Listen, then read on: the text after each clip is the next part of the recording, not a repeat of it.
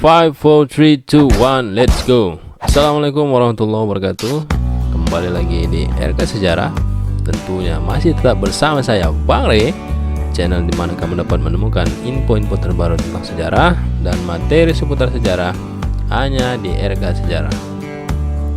Namun sebelum kita lanjut ke pembahasan kali ini, seperti biasa, aktifkan dulu tombol subscribe yang ada di bawah. Karena dengan subscribe, kamu tidak akan ketinggalan info-info terbaru dari RK Sejarah. Dan subscribe yang kamu berikan dapat memberikan support bagi channel ini supaya untuk berkembang lebih baik ke depannya. Dan apabila menurut kamu video-video yang terdapat pada channel ini cukup menarik untuk diperbincangkan, maka share kepada seluruh teman-teman kamu yang terdapat pada media sosial kamu supaya mereka juga tahu apa yang sudah kamu ketahui. Oke, langsung saja. Pada kali ini kita akan membahas satu materi tentang sejarah kontemporer dunia yang berkaitan dengan Perang Dingin, yaitu tentang runtuhnya Jerman Timur dan bersatunya negara Jerman. Seperti yang kita ketahui bahwasanya Jerman Timur ini adalah salah satu negara yang terdapat di kawasan Eropa yang terkena dampak dari Perang Dingin antara Amerika dengan Uni Soviet. Seperti apa pembahasannya? Jangan coba-coba di skip supaya kamu tidak gagal paham. Oke, langsung saja kita ke TKP. Sebelum kita bahas lebih lanjut, kita kilas balik sejarah dulu. Apa sebenarnya yang terjadi dengan Jerman? Pasca terjadinya Perang Dunia Kedua, Jerman adalah salah satu pihak yang kalah dan harus menerima nasibnya sebagai negara yang kalah yang ditentukan oleh sekutu. Berdasarkan Konferensi Yalta pada tanggal 4 sampai dengan 11 Februari tahun 1945, blok sekutu sepakat untuk membagi Jerman menjadi 4 zona pendudukan, yaitu Amerika Serikat, Prancis, Inggris, dan Uni Soviet. Pada tanggal 23 Mei 1949, wilayah barat yang berada di wilayah kekuasaan Sekutu Barat mendeklarasikan berdirinya Republik Federal Jerman. Sementara pada tanggal 7 Oktober 1949, wilayah timur yang berada di bawah kendali Uni Soviet mendeklarasikan berdirinya Republik Demokratik Jerman. Dan pada tanggal 13 Agustus 1961, pemerintahan Jerman Timur kemudian membangun tembok Berlin, yaitu sebuah tembok yang membagi kota Berlin menjadi dua bagian yang berbeda, yang menunjukkan bahwasanya Perang Dingin telah dimulai di wilayah Jerman. Nah, lantas apa yang menyebabkan runtuhnya Jerman Timur dan bersatunya negara Jerman? Ada beberapa faktor yang menyebabkan terjadinya keruntuhan terhadap negara Jerman Timur yang dibentuk oleh Uni Soviet. Yang pertama adalah Jerman Barat tumbuh menjadi negara kapitalis, liberal, sedangkan Jerman Timur hanya menjadi negara demokratis yang sifatnya otoriter. Hal ini tidak dapat kita pungkiri. Kemajuan Jerman Barat yang didukung oleh negara-negara sekutu Barat, diantaranya adalah Inggris, Prancis, Amerika, dan negara-negara kapitalis lainnya, menyebabkan negara ini tumbuh pesat menjadi negara kota yang sangat besar dan mampu bersaing dengan negara Eropa-Eropa lainnya pasca terjadinya Perang Dunia Kedua. Di sisi lain, negara Jerman Timur yang didukung oleh Uni Soviet, meskipun dia adalah negara yang paling maju di kawasan Uni Soviet, tapi dia masih tetap ketinggalan dengan negara-negara Eropa lainnya. Hal ini dapat kita lihat dari pembangunan yang terlihat pada kota tersebut tidak terlalu signifikan dan tidak terlalu besar jika dibandingkan dengan negara pecahannya yang ada di barat.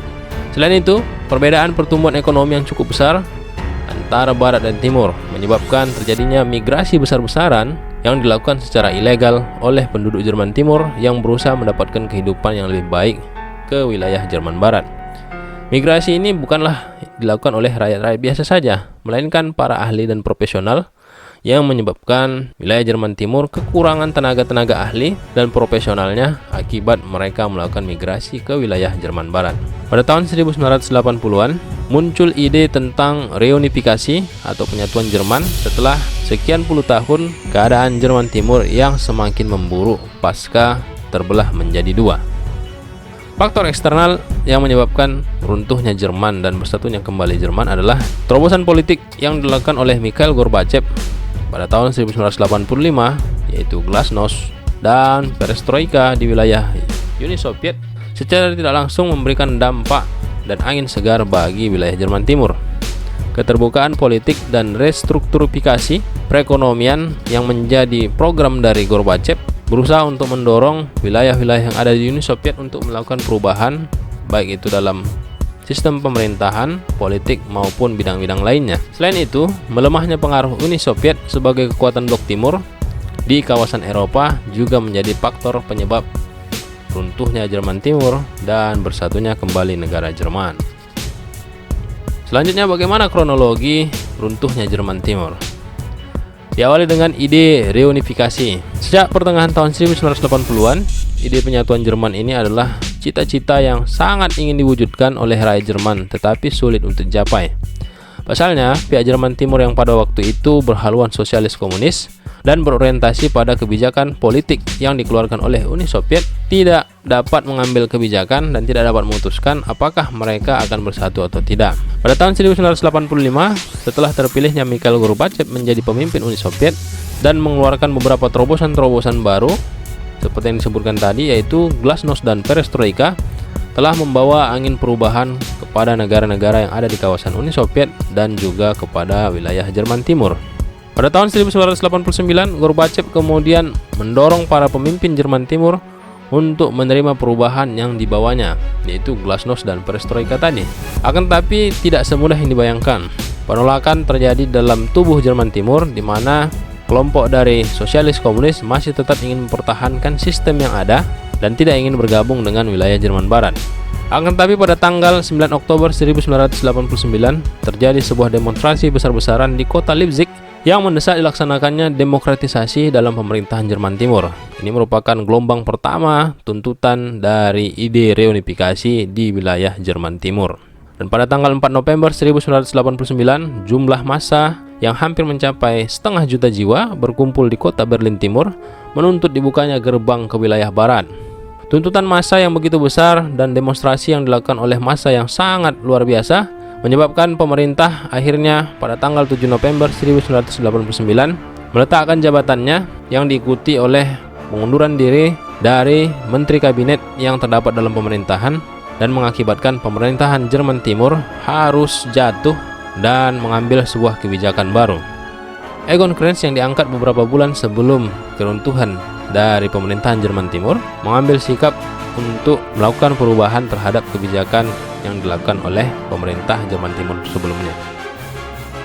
Setelah keadaan yang semakin bertambah buruk, terjadilah sebuah peristiwa yang sangat bersejarah dalam kehidupan bangsa Jerman, di mana terjadinya sebuah aksi yang dilakukan oleh demonstrasi yang menyebabkan runtuhnya tembok Berlin. Pada tanggal 9 November 1989, juru bicara pemerintah Jerman Timur, Günther Schabowski, mengumumkan semua perbatasan ke wilayah barat dihilangkan. Warga Jerman Timur dan Barat kemudian bersama-sama merobohkan tembok Berlin yang sudah membelah kota Berlin selama kurang lebih 28 tahun berdiri sejak tahun 1961. Dan pada akhirnya, pada tanggal 18 Maret 1990, diadakan pemilihan umum yang bebas untuk pertama kalinya dalam sejarah negara Jerman Timur. Pemilihan ini dimaksudkan untuk menentukan bagaimana kebijakan yang akan diambil terhadap negara Jerman Timur untuk selanjutnya. Berdasarkan hasil pemilihan tersebut, Lothar de Maizière terpilih sebagai Perdana Menteri yang bertugas untuk menyiapkan penyatuan Jerman kembali. Di sisi lain, Kanselir Helmut Kohl yang merupakan pemimpin Jerman Barat juga berupaya untuk meyakinkan Amerika, kemudian Prancis dan Inggris mengenai rencana penyatuan Jerman dan tidak perlu khawatir akan rencana tersebut.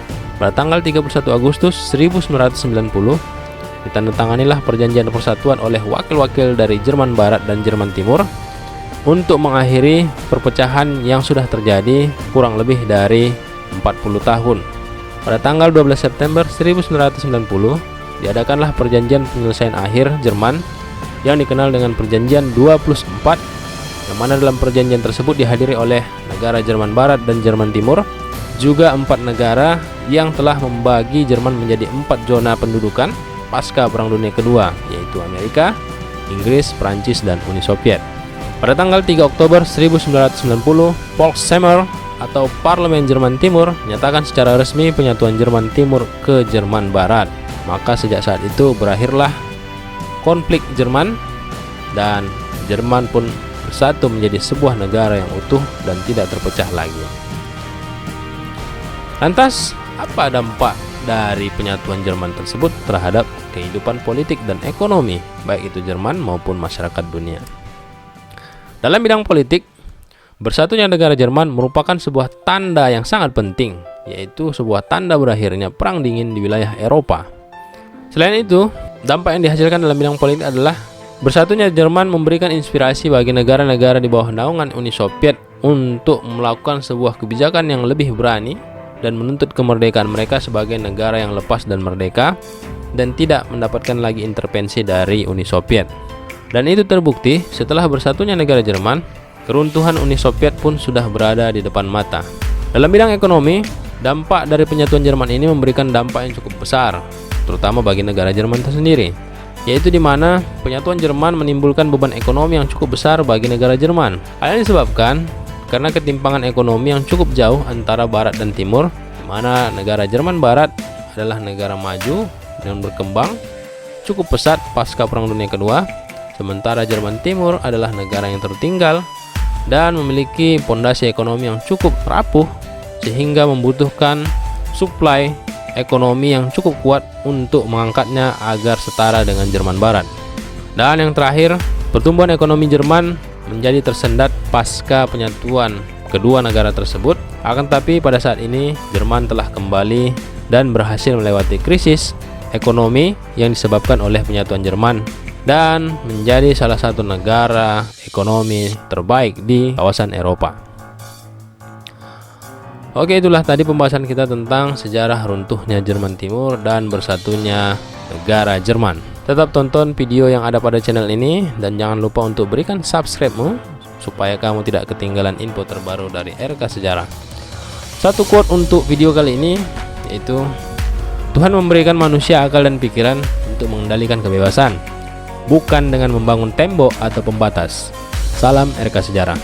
Sampai di sini dulu pembahasan kita pada video kali ini.